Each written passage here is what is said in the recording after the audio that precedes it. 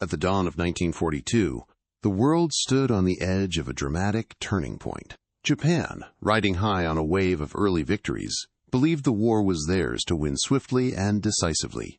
The surprise attack on Pearl Harbor in December 1941 had sent shockwaves across the globe, stunning the United States and its allies. For Japan, it was a bold, opening move, a calculated strike designed to cripple the American Pacific Fleet and secure dominance across Asia and the Pacific.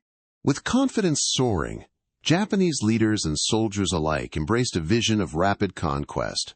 Their advances had been swift and brutal. Territories fell one after another, from Southeast Asia to the islands of the Pacific. The mood was one of triumph, even celebration. Admiral Mitoi Ugaki famously wrote in his diary that the path to victory was clear and assured. The Japanese military felt unstoppable, victory drunk in their own words. But beneath the surface of this optimism, the tides of war were quietly shifting. 1942 would soon reveal itself as a year unlike any other year, when hope met harsh reality. And the course of World War II began to bend against Japan's favor. The battles that followed would test the limits of strategy, endurance, and sheer human will. This story is not just about ships and planes or strategies drawn on maps. It is about the people who lived through these turbulent times, the soldiers fighting on the front lines, the civilians caught in the chaos, and the leaders making decisions that would shape history. It is about how an early sense of certainty can be challenged by unexpected resilience and the incredible power of human determination. Join us as we dive deep into 1942, a year that changed everything. From the high hopes of the Japanese command to the massive industrial surge of the United States, from fierce naval battles to the courage of those who refused to give up, this is a story of transformation and turning points. If you are passionate about history and want to uncover the untold stories behind one of the most critical years in modern warfare, make sure to hit that like button. Don't forget to subscribe and ring the bell so you never miss an episode.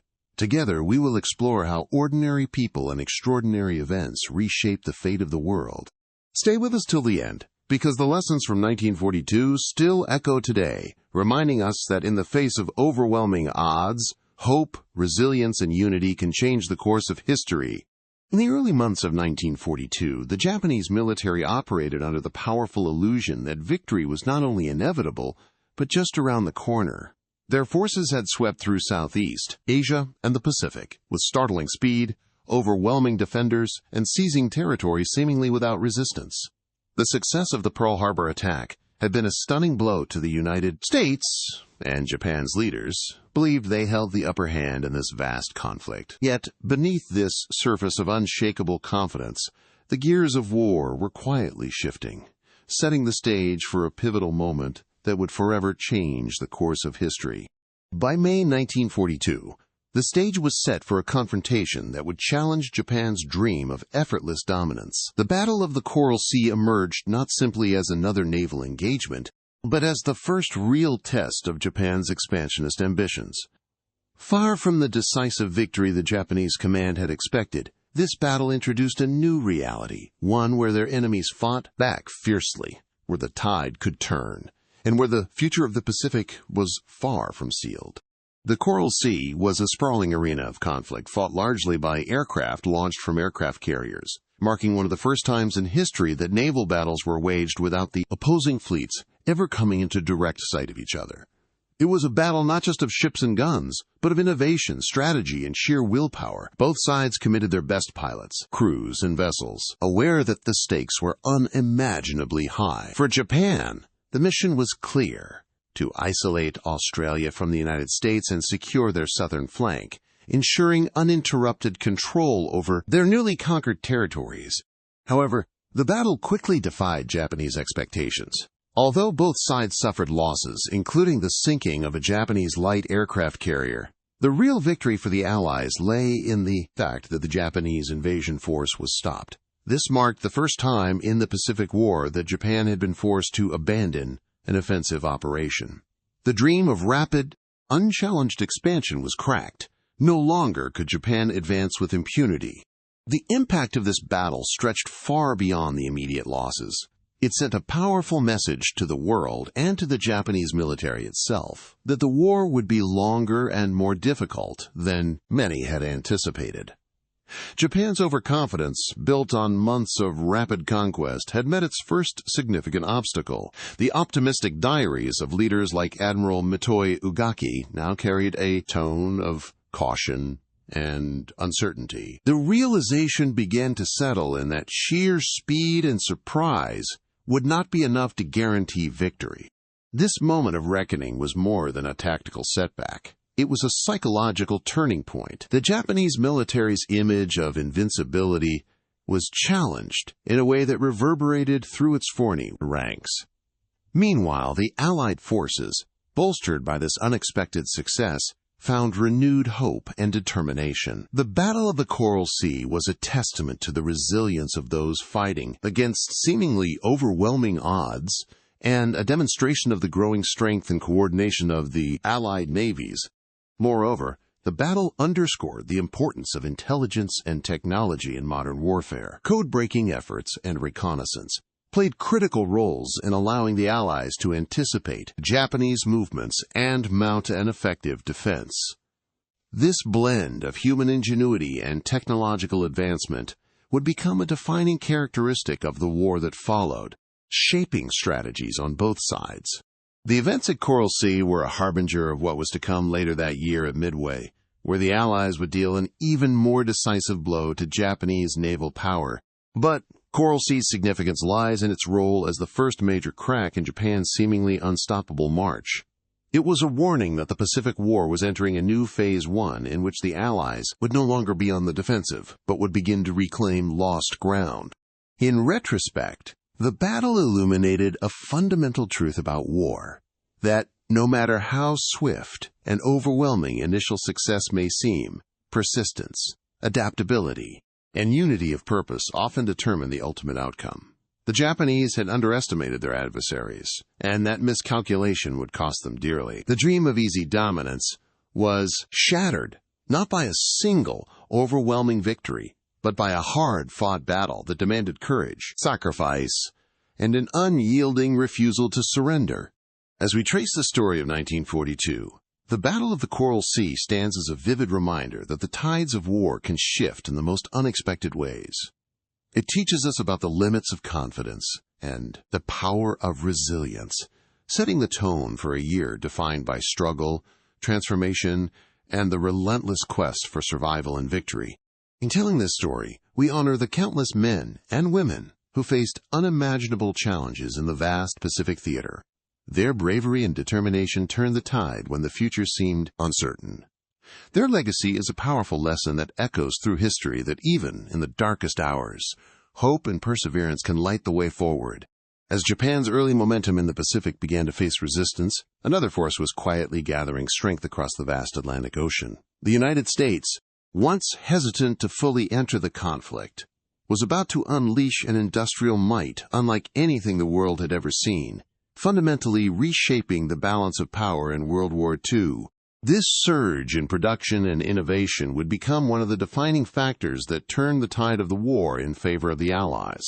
In early 1942, the U.S. found itself thrust into a war on multiple fronts, facing the daunting challenge of confronting two powerful enemies, the Axis forces in Europe and the Imperial Japanese military in the Pacific. What set America apart, however, was not just the size of its armed forces, but the sheer capacity of its industrial base to produce weapons, vehicles, and supplies at an unprecedented scale. The country rapidly transformed itself from a peacetime economy into a formidable war machine, a process fueled by ingenuity, determination, and a collective sense of purpose that united government, industry, and civilians alike.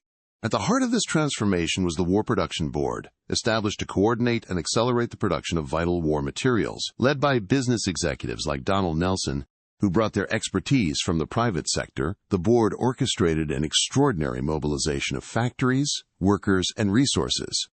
Plants that once made automobiles and household appliances were swiftly converted to produce tanks, aircraft, and ships.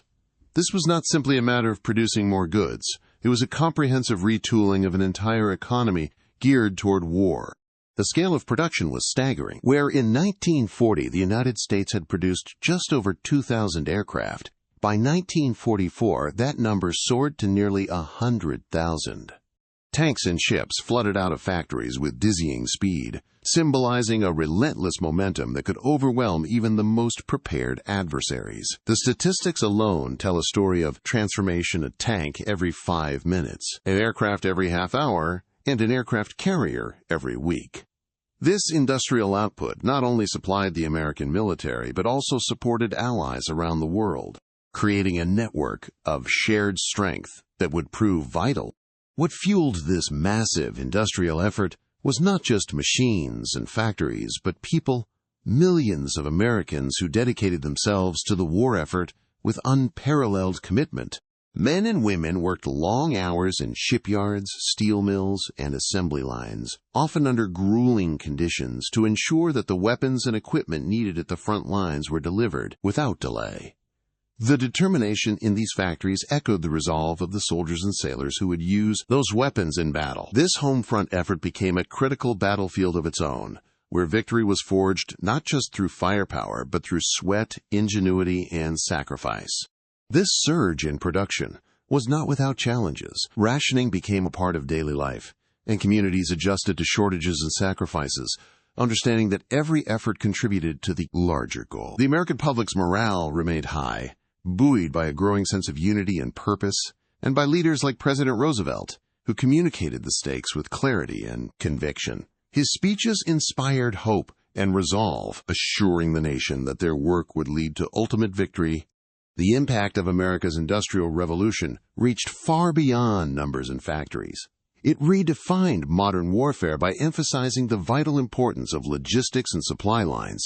In the vast theaters of Europe and the Pacific, battles were not won solely by strategy or courage, but by the ability to keep armies supplied with the tools they needed to fight day after day.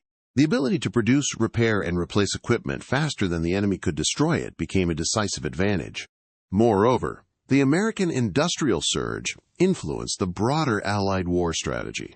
It enabled sustained campaigns across multiple fronts, supported amphibious landings, and backed air operations that stretched the Axis powers thin. The steady flow of supplies ensured that even as soldiers faced fierce resistance on the battlefield, they were never abandoned or outmatched in terms of firepower and resources. The story of America's war production is also a story of innovation. New techniques, technologies, and organizational methods were developed to speed up manufacturing and improve quality. The collaboration between scientists, engineers, and industrialists led to breakthroughs that would not only serve the war effort, but also shape the post-war world. This period was a crucible of creativity under pressure, demonstrating how adversity can accelerate progress in remarkable ways. Looking back, it is clear that the United States' ability to rapidly ramp up production was a turning point that reshaped the course of World War II. The industrial might that roared from American factories was as critical as the battles fought on distant shores. It gave the Allies the capacity to absorb losses, maintain pressure on multiple fronts, and ultimately push back against the forces threatening freedom and peace. This chapter of history reminds us that war is not just fought with guns and soldiers, but with the unwavering spirit of a nation united in purpose. It shows how determination, innovation, and cooperation on the home front can change the destiny of the world. As we continue to explore the events of 1942, we see how this surge in American production was not just a background effort, but a decisive force that helped turn the tide in one of the most challenging and transformative years in modern history. In the midst of a world engulfed in war, as battles raged across continents and oceans, a quiet revolution was unfolding behind the scenes in the United States, one that would prove as decisive as any victory on the battlefield. This revolution was not fought with rifles or tanks, but with blueprints, factory floors, and the relentless drive of one man, Donald Nelson, at the helm of the newly established War Production Board. Nelson became the architect of America's transformation into an unparalleled industrial powerhouse, a force that would turn the tide of World War II and redefine the meaning of modern warfare. Donald Nelson was not a career military man or a traditional politician. His background was rooted in business, a former executive at Sears, Roebuck and Company, whose experience managing complex operations and supply chains made him uniquely suited to lead the monumental task ahead. When President Franklin D. Roosevelt created the War Production Board in early 1942, he tapped Nelson to steer this new agency charged with mobilizing the entire American economy for war. It was a responsibility that demanded vision, decisiveness, and the ability to navigate uncharted territory, transforming peacetime industries into relentless engines of war production almost overnight. The challenges Nelson faced were immense. America had entered the war with an industrial base geared primarily toward consumer goods, not weapons of mass production. Factories that once produced cars, refrigerators, and radios had to be repurposed to churn out tanks, aircraft, battleships, and ammunition at an unprecedented scale. Raw materials needed to be allocated efficiently to avoid shortages and bottlenecks, while labor forces had to expand and adapt to meet skyrocketing demand. Every decision Nelson made rippled across the nation, influencing the lives of millions. What set Nelson apart was his ability to apply business principles to this military-industrial challenge without losing sight of the broader mission. He understood that efficient production required more than just machinery. It needed coordination, cooperation, and innovation. Under his leadership, the War Production Board streamlined supply chains, prioritized critical projects, and worked closely with industrial leaders to remove obstacles that threatened to slow progress. Factories operated around the clock, and new plants sprang up rapidly, turning the United States into what Winston Churchill famously called the arsenal of democracy. Nelson's role extended beyond logistics and manufacturing. He became a symbol of the collective effort, uniting government, industry, and labor. He faced constant pressure from military leaders, demanding faster deliveries, from politicians balancing regional interests, and from workers whose skills and morale were vital to success. Navigating these competing demands required tact, determination, and an unyielding belief that the war could be won through American ingenuity and hard work. The results of Nelson's leadership were staggering. Under his guidance, American industry produced weapons and vehicles at a pace that overwhelmed Axis powers. Where previously Japan could claim one aircraft carrier for every year of the war, the United States built dozens in just months. The volume of tanks, planes, ships, and ammunition flooded the battlefields, ensuring that Allied forces were never short of the tools they needed. This production capacity became a strategic weapon in itself, shifting the balance of power and enabling sustained offensives across multiple theaters. Behind these achievements were stories of innovation and adaptation.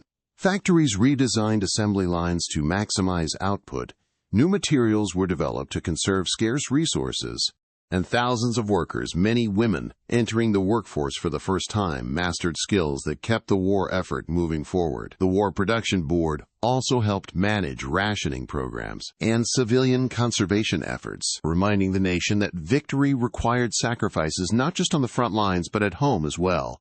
Nelson's leadership also demonstrated the power of collaboration. His ability to bring together private companies, government agencies, and labor unions created a united front focused on a common goal. This cooperation was not without its conflicts and setbacks, but through persistent negotiation and shared purpose, the board forged an industrial coalition that was as formidable as any fighting force.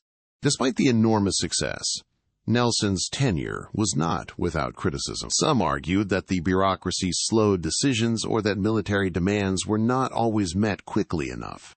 Yet, in retrospect, his stewardship was a key pillar of the Allied war effort, a reminder that victory in modern war depends as much on the strength of a nation's economy and infrastructure as on its armies. As we follow the story of 1942, Donald Nelson and the War Production Board stand out as essential characters in a narrative often dominated by battlefield heroics. Their work behind the scenes ensured that the weapons of war were forged and delivered, that the logistical backbone of the Allied campaigns remained unbroken, and that the American spirit of resilience and determination was translated into tangible power.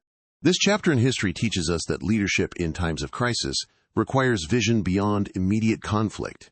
It demands the ability to mobilize an entire society, to innovate under pressure, and to maintain focus on a shared objective that transcends individual interests.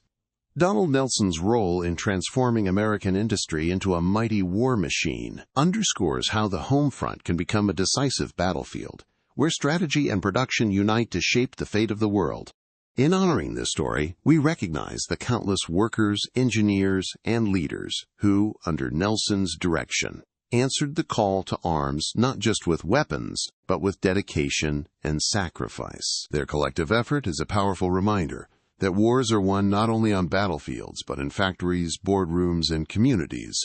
Wherever the spirit of determination meets the power of organization. As we continue to explore the monumental events of 1942, keep in mind the critical role played by those who labored unseen, yet whose impact echoed across oceans and continents. It was their work that fueled the engines of freedom and set the stage for the Allied victories that would follow. Beneath the roaring skies of the Second World War, a quieter but no less deadly battle raged beneath the ocean's surface. A battle that would prove crucial in determining the fate of Britain and the entire Allied war effort. German U-boats, stealthy and relentless, prowled the Atlantic with a singular purpose: to sever the vital supply lines that kept the island nation alive. This underwater war, fought far from the headlines and battlefields, became one of the most intense and consequential struggles of 1942. Britain's survival depended heavily on the flow of goods across the vast oceans. Food, fuel, weapons, and raw materials all crossed treacherous waters, often sailing thousands of miles from distant ports in the Americas, Africa, and Asia.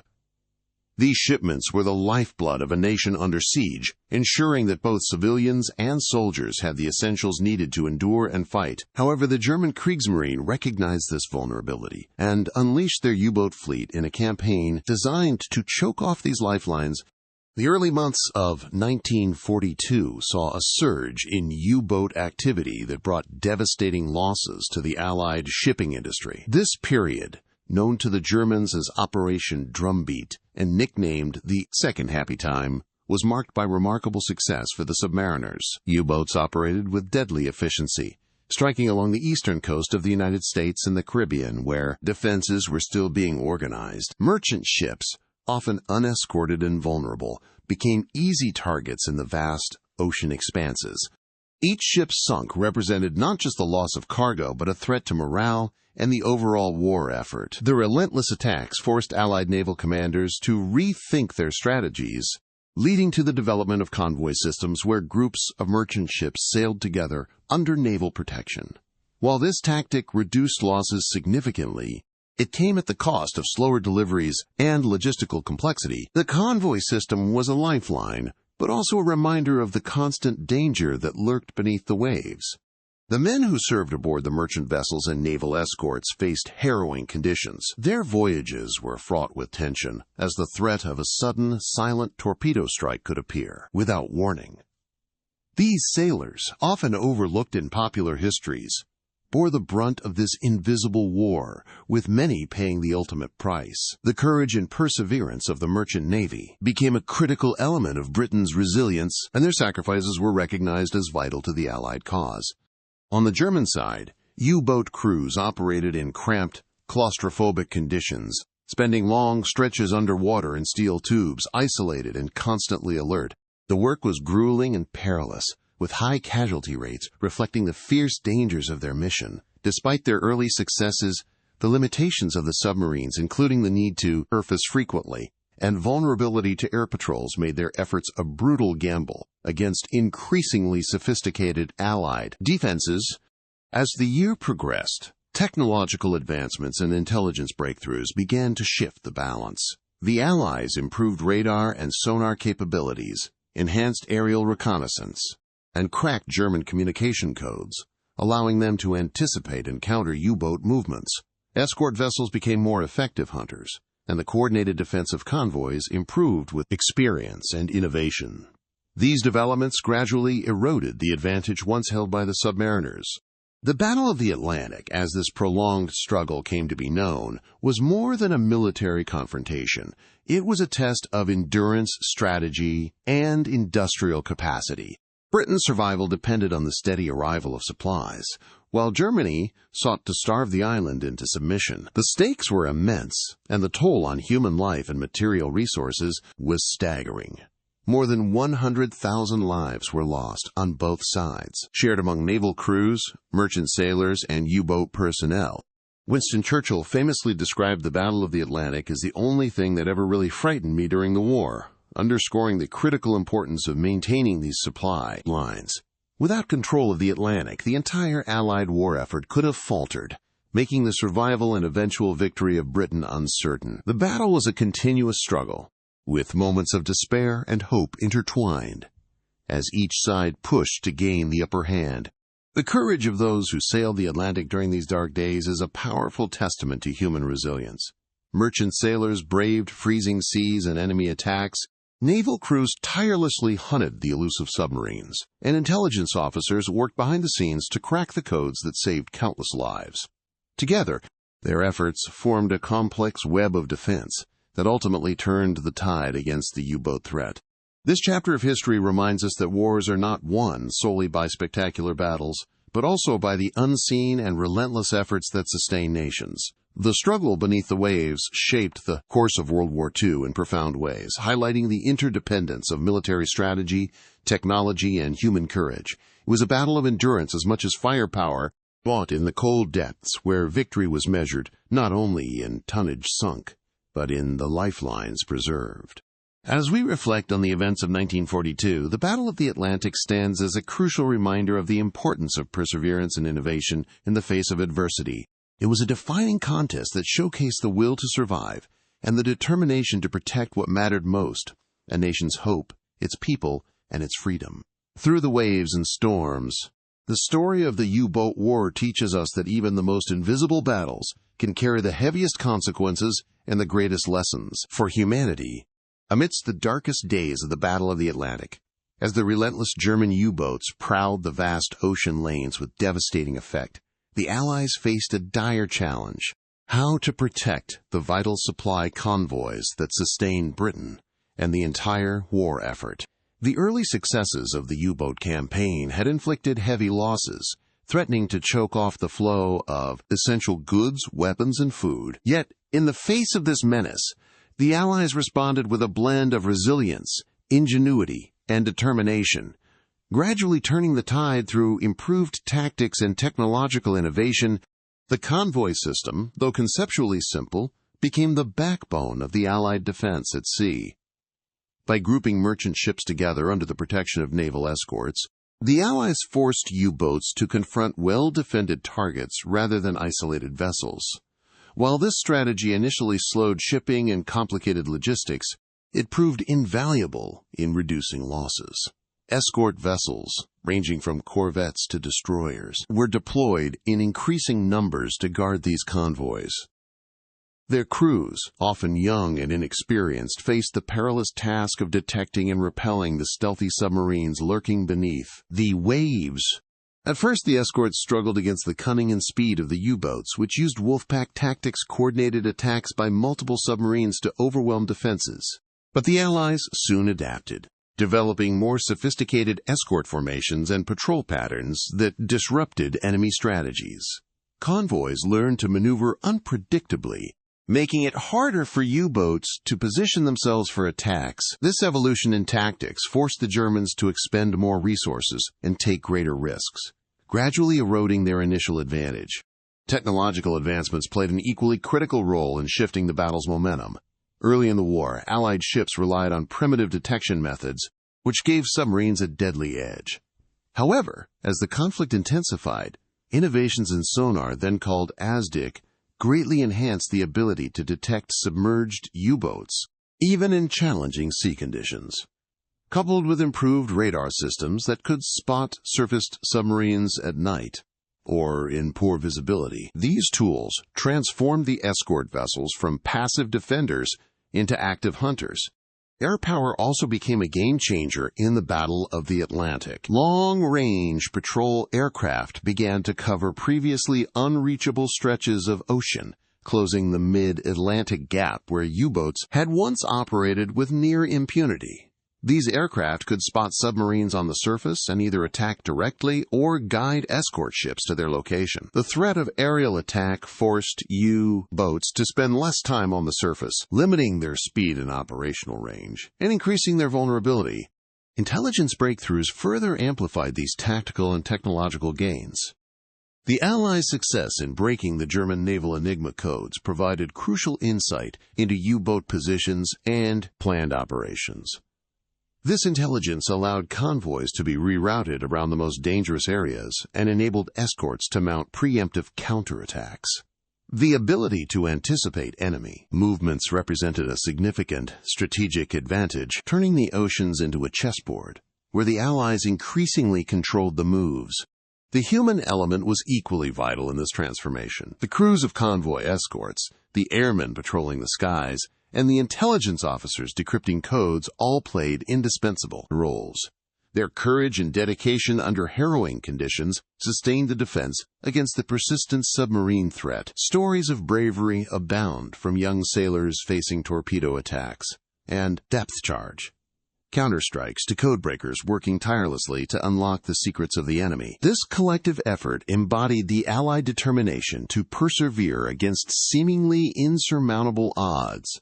As 1942 progressed, the cumulative effect of improved convoy tactics, technological innovation, and intelligence sharing began to show. U-boat losses increased dramatically, while Allied shipping losses declined. German commanders, once confident in their dominance of the Atlantic, found themselves on the defensive. The once happy times of easy prey gave way to a relentless struggle for survival beneath the waves. This turning point did not come overnight, nor was it the result of any single innovation or strategy. Rather, it was the product of continuous adaptation, collaboration among allied nations, and the unyielding will to protect the lifelines essential to victory.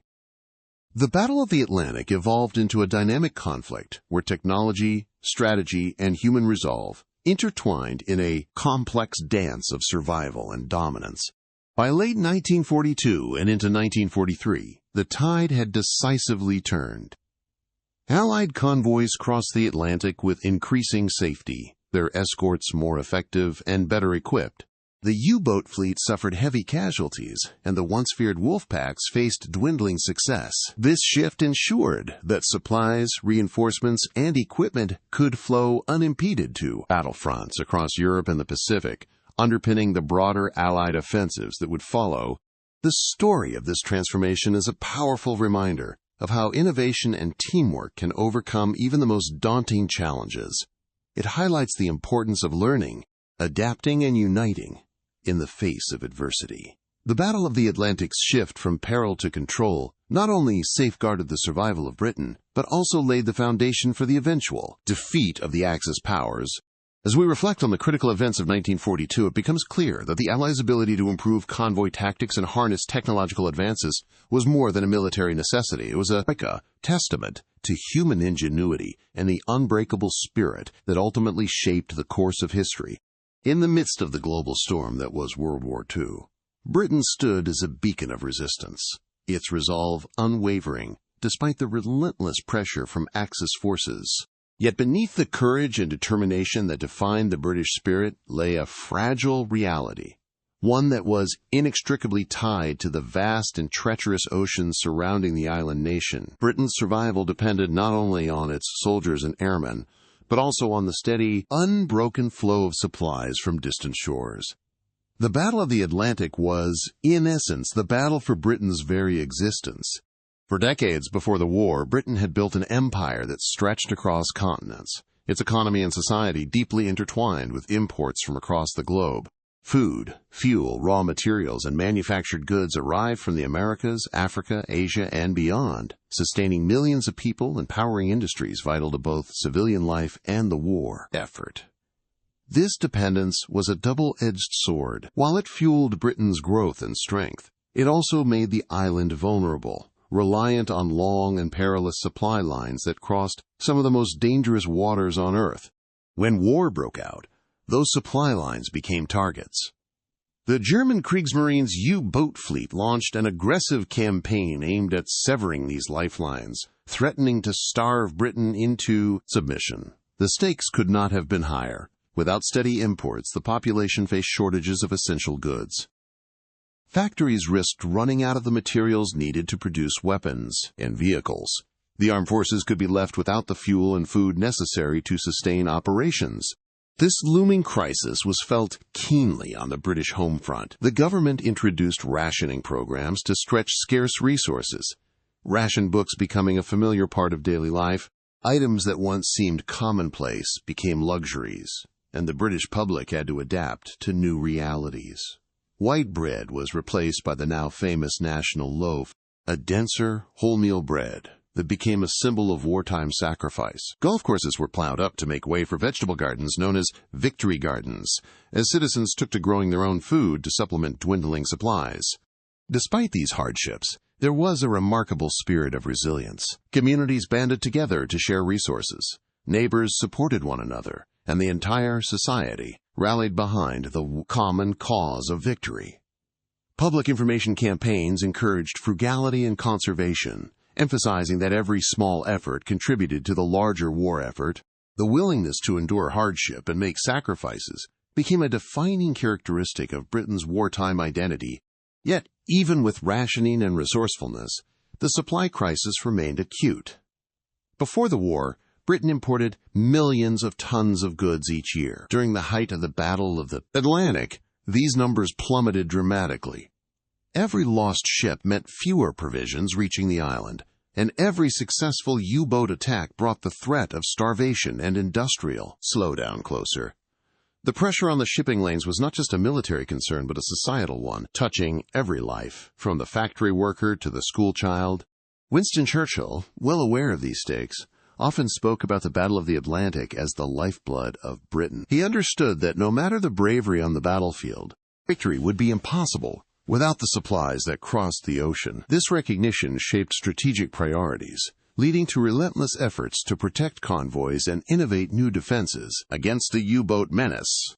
In the face of this existential threat, Britain's industries and agriculture adapted. Food production was intensified wherever possible, with farmers and workers pushing to maximize output despite labor shortages and difficult conditions. Fishing fleets operated under constant danger, bringing in vital protein to the population. Factories retooled to produce essential war materials with fewer resources, demonstrating a remarkable ability to innovate under constraint. The hardships on the home front were a stark contrast to the fierce battles being fought overseas, yet they were no less significant. The ration lines, the blackout curtains, the bomb shelters all spoke to a nation fully mobilized for survival. Every ration book was a reminder of the global struggle unfolding and the precariousness of Britain's position. But it was also a testament to the unity and determination of a people who refused to yield. This struggle to maintain the flow of supplies underscored a broader truth about the nature of total war. Victory depended not only on armies and navies, but on the resilience of entire societies. The Battle of the Atlantic was not simply a naval campaign. It was a contest for survival that reached into every home, every factory, every field. It revealed how deeply interconnected military success and civilian endurance truly were. Through this lens, the story of Britain's wartime experience gains new depth. The courage of the merchant sailors braving U-boat attacks, the relentless efforts of convoy escorts, the tireless work of farmers and factory workers, and the patience and sacrifice of millions on the home front all weave together into a single narrative of determination. Each played a vital role in keeping Britain supplied and standing firm against the Axis threat.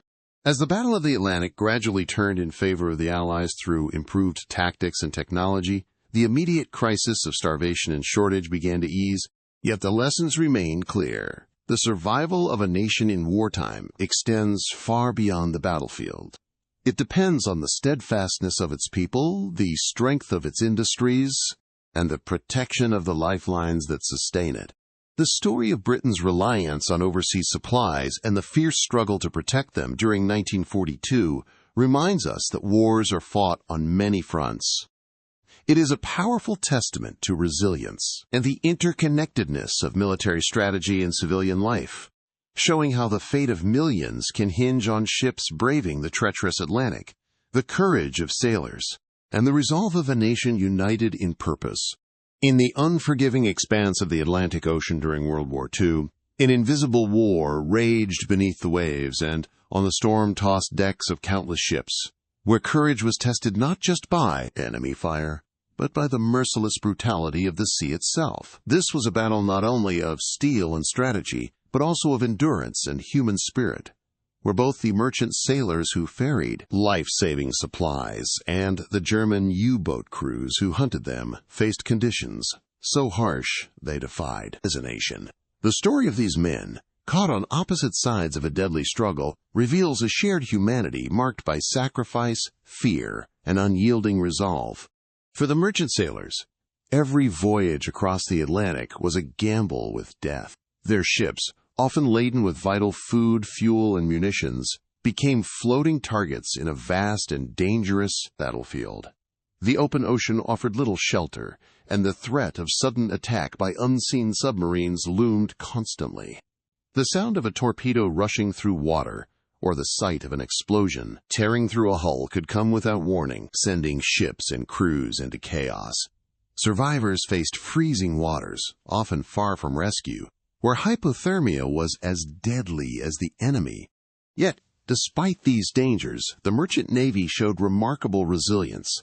Their crews were composed of men from many backgrounds, united by a common purpose to keep the supply lines open against overwhelming odds. They braved storms, enemy fire, and the ever-present threat of sinking, knowing that the survival of their nation depended on their courage. Their work was unglamorous and dangerous, but indispensable. They were the unsung lifeline of Britain and the Allied war effort. On the other side, the German U-boat crews endured an existence no less harsh, trapped beneath the waves in cramped, claustrophobic submarines that tested the limits of human endurance. These steel tubes offered little comfort. Air was stale, space was minimal, and the constant tension of enemy detection weighed heavily on every man aboard. Long periods underwater were punctuated by moments of intense action and terror, as the U-boat closed in on its prey, launched attacks, and then evaded counterstrikes. The mental and physical strain was immense, compounded by the knowledge that their survival chances were slim. The casualty rates for U-boat crews were staggering. Over 70% of submariners who served during the war would not survive, a grim statistic that reflected the deadly cat-and-mouse game played beneath the ocean's surface. Each patrol was a journey into near-certain danger, where a single depth charge or a well-placed torpedo from an escort ship could spell doom. Despite this, the crews remained committed to their mission, motivated by duty, camaraderie, and in many cases, nationalistic fervor. Both sides experienced the brutal paradox of warfare at sea. The ocean was as much an enemy as the human adversary. Storms battered ships and submarines alike, and the cold, relentless waves claimed countless lives. Rescue was often difficult or impossible in the vastness of the Atlantic, and many perished not from battle wounds, but from exposure and exhaustion. The isolation and hardship forged bonds among crew members, creating a shared sense of brotherhood amid the horrors. The human stories that emerge from this battle are deeply moving. Merchant sailors recalling the panic of abandoning ship in freezing waters, the heartbreak of losing comrades, and the quiet moments of hope when rescue arrived speak to the resilience of the human spirit.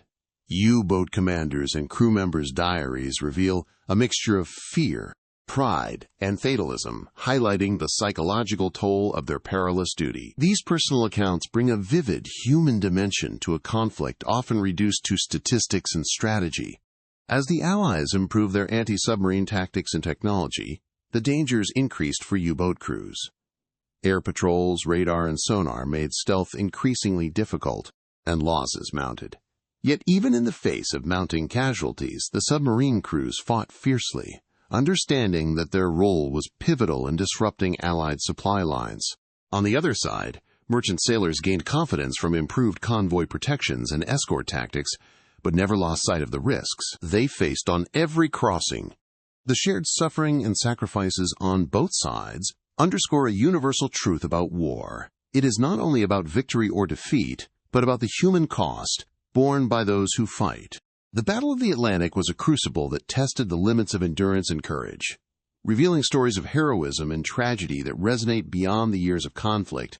In remembering the men who sailed the merchant ships and manned the U-boats, we honor not only their bravery, but also the profound hardships they endured. Their lives, entwined in a deadly struggle across the ocean's expanse, remind us of the complexities of war and the resilience of the human spirit in the face of overwhelming adversity. Their legacy lives on as a testament to courage, sacrifice, and the enduring will to survive in one of history's most brutal campaigns.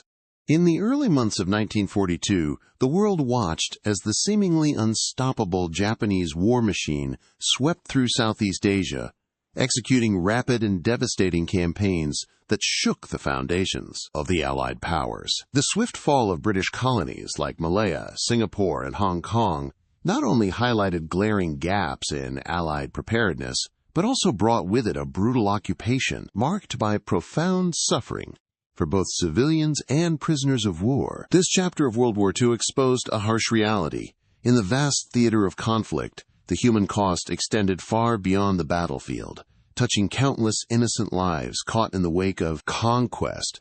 The Japanese strategy was bold and methodical. Armed with well-trained, highly motivated troops, many of whom had seen years of combat in China, Japanese forces capitalized on their experience, coordination, and aggressive tactics to overwhelm defenders who were often ill-prepared for jungle warfare and fast-paced offensives.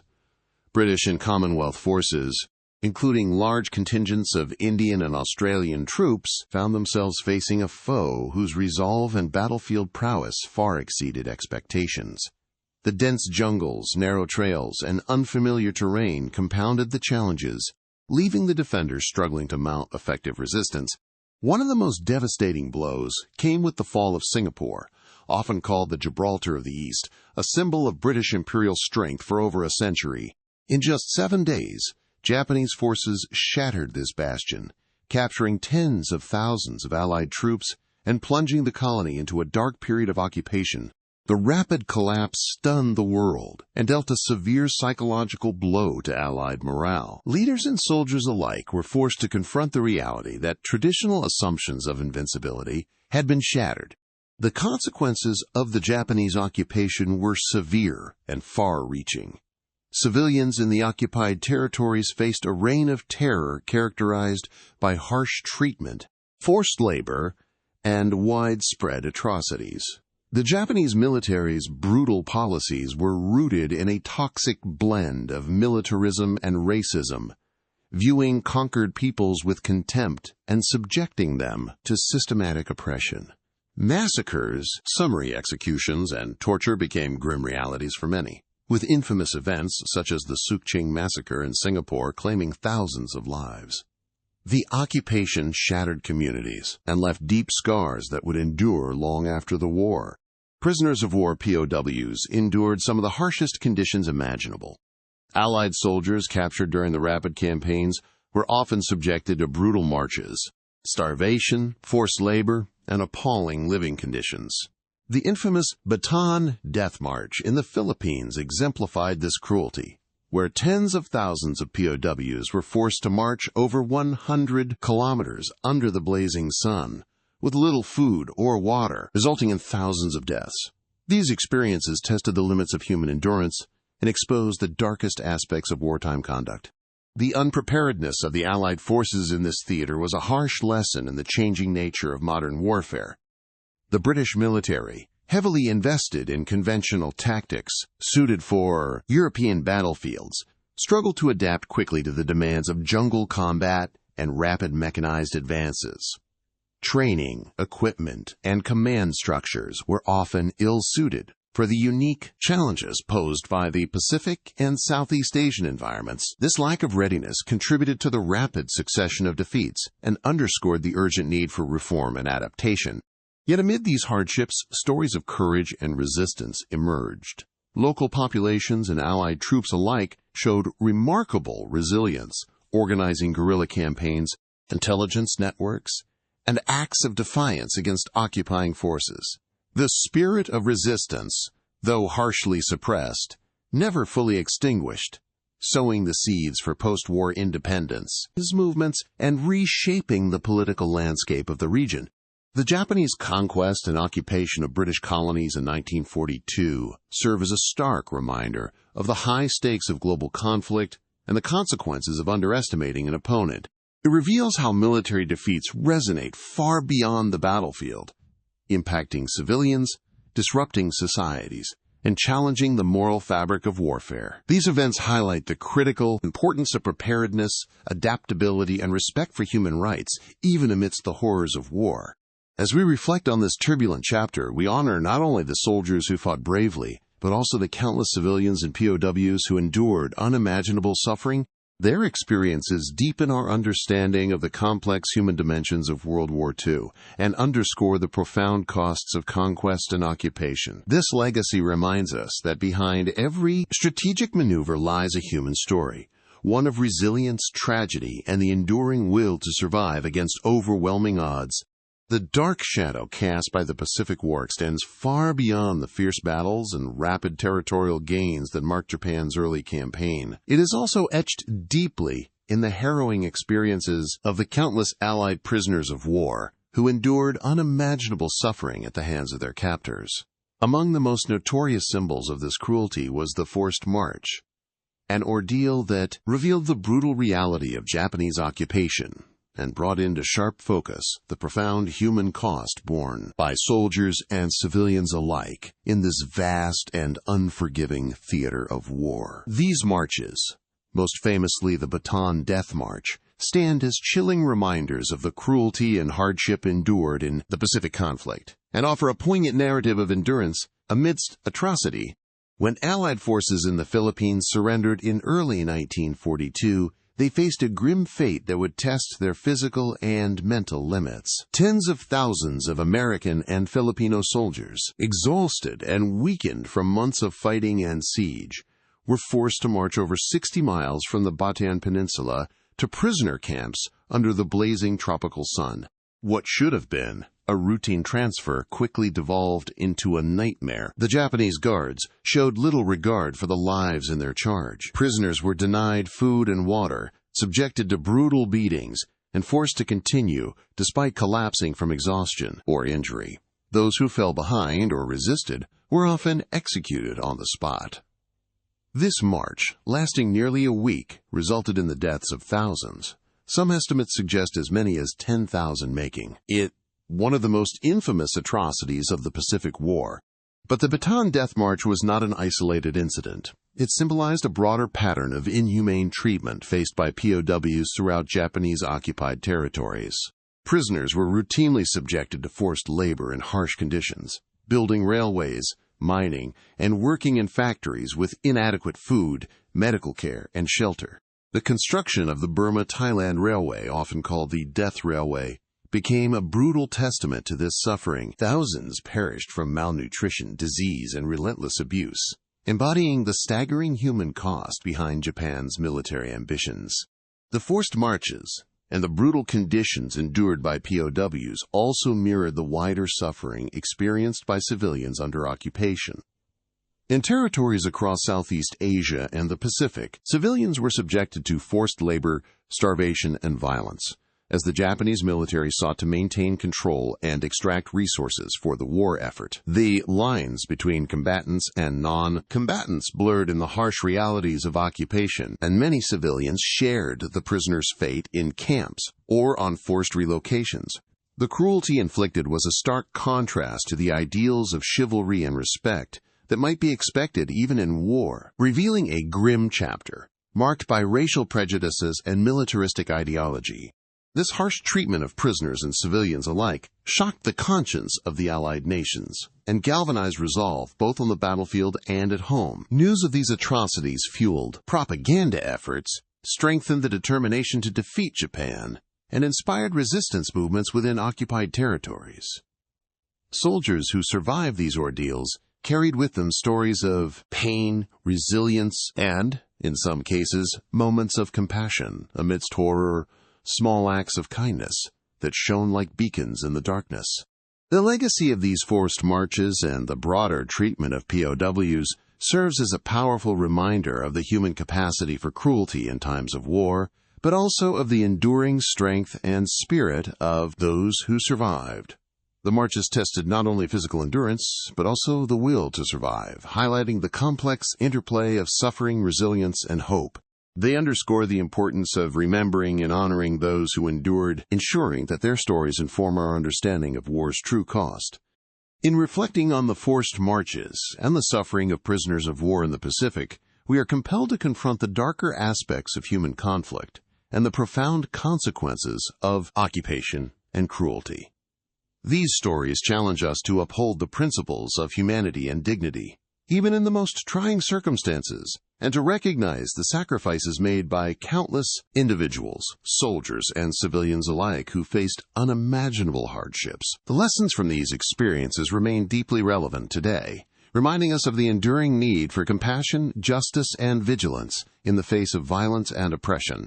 By the middle of 1942, the tide of World War II began to turn decisively, shifting momentum away from the Axis powers and toward the Allies through a series of pivotal battles and campaigns that reshaped the global conflict. The long shadows of earlier Japanese conquests and German advances began to recede as determined Allied forces, bolstered by industrial might and renewed strategy, struck back fiercely across multiple fronts. The battles of Midway in the Pacific, the grinding campaigns in North Africa, and the relentless fighting on the Eastern Front, each played a crucial role in this transformation, weaving together a complex tapestry of military resilience, strategic innovation, and unyielding resolve that would ultimately alter the course of history. In the vast expanse of the Pacific Ocean, the Battle of Midway emerged as a stunning turning point that shattered Japan's illusion of invincibility.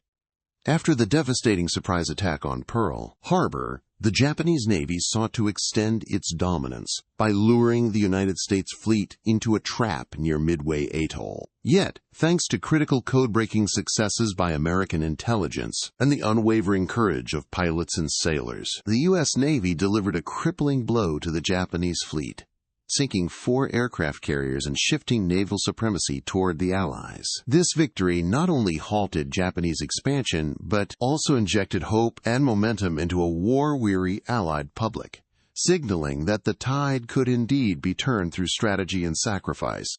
While the Pacific War raged on, another fierce contest unfolded across the deserts of North Africa, where the Allies faced the formidable Axis forces led by Field Marshal Erwin Rommel, known as the Desert Fox. Rommel's tactical brilliance and aggressive maneuvers initially pushed Allied forces back, threatening to seize control of vital supply routes and oil resources. However, the prolonged campaign tested both sides' endurance and resources, with control of key territories swinging back and forth amid blistering sun and sandstorms. The arrival of fresh troops, improved logistics, and better coordination enabled the Allies to mount a decisive counteroffensive. The Second Battle of El Alamein became the emblem of this turning point, as British-led forces under General Bernard Montgomery finally halted and then pushed back the Axis advance, marking the beginning of the end for Axis ambitions in Africa. This victory not only safeguarded vital supply lines through the Suez Canal, but also provided a launching pad for the eventual invasion of Italy and southern Europe. Simultaneously, the Eastern Front witnessed some of the most brutal and largest-scale battles of the entire war, where the Soviet Union bore the heaviest burden of fighting against Nazi Germany's relentless aggression. After the catastrophic losses of 1941, including the siege of Leningrad and the fall of vast territories, the Soviet military and people showed extraordinary resilience. The harsh winter of 1942-43 and the fierce Battle of Stalingrad epitomized this struggle. Stalingrad was not just a military engagement, but a clash of wills, with both sides committing enormous resources and suffering staggering casualties.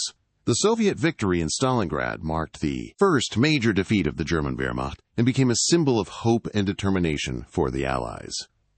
From that point, the Red Army seized the initiative, pushing German forces westward in a grueling series of offensives that would eventually lead to the fall of Berlin.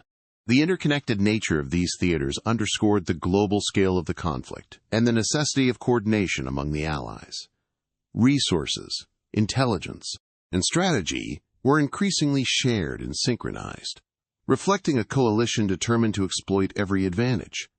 The industrial output of the United States, the unyielding manpower of the Soviet Union, and the resilience of British and Commonwealth forces combined to create a formidable counterweight to Axis ambitions.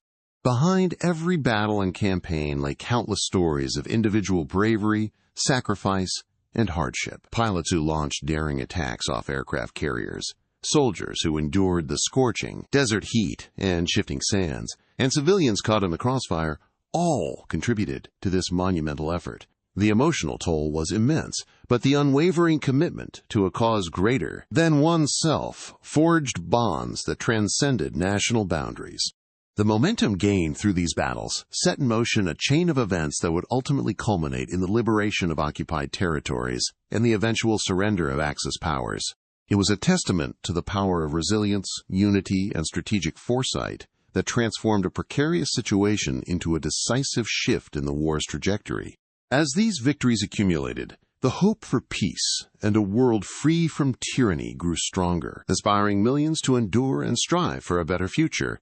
Reflecting on this pivotal period reminds us that war is shaped not only by grand strategies and movements of armies, but also by the courage and determination of those who fight on the front lines. The battles of Midway, North Africa, and the Eastern Front were not isolated events, but integral parts of a larger story, one of global struggle, sacrifice, and ultimately, the triumph of collective resolve against oppression. As we look back on the pivotal year of 1942, it becomes clear that this was not just a year of battles and territorial shifts, but a profound demonstration of what modern total war truly entails. The events of 1942 revealed how intelligence, industrial capacity, and morale combined to shape the course of the conflict, underscoring the complex interplay of factors beyond the battlefield that ultimately set the stage for Allied victory. Intelligence played an increasingly vital role, as both sides sought to outmaneuver each other not just through brute force, but through information and code breaking. The success at Midway, for example, was made possible because of the remarkable efforts of cryptographers who cracked Japanese naval codes, allowing the Allies to anticipate and counter one of the most ambitious offensives in the Pacific. This blend of human ingenuity and technological innovation showed that victory in the modern age depended as much on minds as on muscle.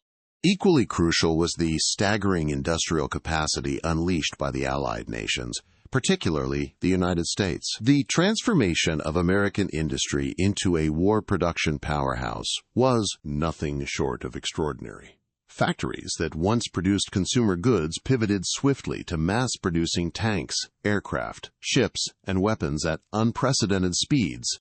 This industrial surge overwhelmed Axis powers and ensured that the Allies had the material means to sustain prolonged campaigns. Across multiple continents and oceans, the War Production Board and leaders like Donald Nelson were instrumental in orchestrating this feat, turning the United States into the arsenal of democracy that supplied the lifeblood of the Allied war effort. Morale, both on the front lines and the home front, proved to be an essential yet often intangible factor in 1942. Despite severe hardships, devastating losses, and brutal occupations, the resilience and determination of soldiers and civilians alike kept the Allied cause alive. Stories of courage, sacrifice, and solidarity, from the deserts of North Africa to the jungles of Southeast Asia, and from the icy streets of Stalingrad to the shipyards on the Atlantic coast, inspired millions to endure and fight on. Leaders such as Winston Churchill and Franklin D. Roosevelt galvanized their nations, reminding people of the higher purpose behind their sacrifices and uniting them in common resolve. The year 1942 also illustrated the tragic costs of war: countless lives lost, families torn apart, and communities devastated. It exposed the brutal realities faced by prisoners of war, civilians under occupation, and ordinary people caught in the crossfire. Yet from this darkness emerged a renewed commitment to the principles of freedom and justice, laying the groundwork for a post-war world aimed at preventing such widespread destruction from happening again. As we conclude this journey through 1942, we honor not only the strategic victories and turning points, but, most importantly, the human stories behind them, the perseverance in the face of adversity, the bravery amidst chaos, and the unwavering hope for a better future. These lessons from 1942 remind us that the fight for peace and justice requires intelligence, industry, and above all, the indomitable spirit of people united by a common cause. Thank you so much for watching and joining me in exploring this crucial year that changed the course of World War II. If you found this video insightful and engaging, please remember to like, subscribe, and hit the notification bell so you never miss our deep dives into history's most fascinating moments. Your support helps us bring these stories to life and keeps history alive for everyone. Wishing you all a peaceful night and sweet dreams. Sleep well, and until next time, take care.